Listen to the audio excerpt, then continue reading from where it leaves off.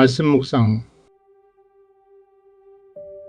그러므로 형제들아, 내가 하나님의 모든 자비하심으로 너희를 권하노니 너희 몸을 하나님이 기뻐하시는 거룩한 산 제물로 드리라.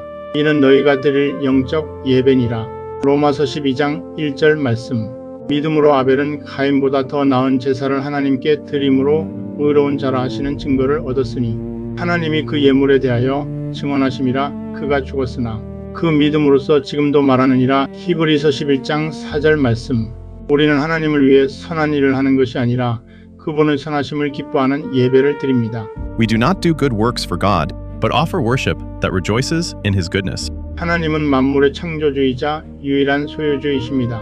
구약의 제물은 하나님을 기쁘게 하는 수단이 아니라 우리의 속죄를 위해 정하신 은혜의 통로일 뿐입니다. 이 예배의 시작은 하나님의 절대 주권을 인정하는 것입니다. 우리가 가진 모든 것이 하나님께 위탁받은 것임을 고백하는 것, 그것이 바로 예배의 본질입니다. 가인의 제사가 거절되고 아벨의 예배가 연락된 것은 제물의 종류가 아니라 예배자의 믿음 차이였습니다. 따라서 구원받은 성도의 예배는 하나님께 무언가를 바쳐 구원을 얻으려는 형식적 제사가 아니라 이미 모든 것을 소유하신 하나님의 절대 주권을 인정하고 그 은혜에 감사하는 전인격적인 산 제사가 되어야 합니다.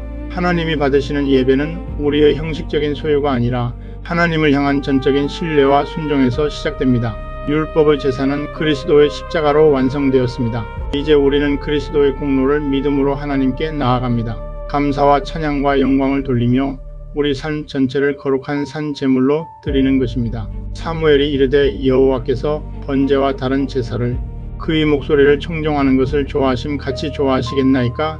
순종이 제사보다 낫고 듣는 것이 수양의 기름보다 나으니. 사무엘상 15장 22절 말씀.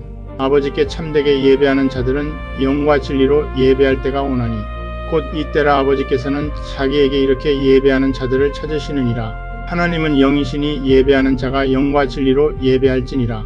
요한복음 4장 23절에서 24절 말씀.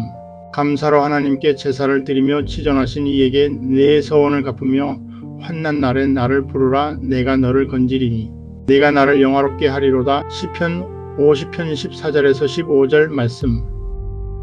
여호와 샬롬.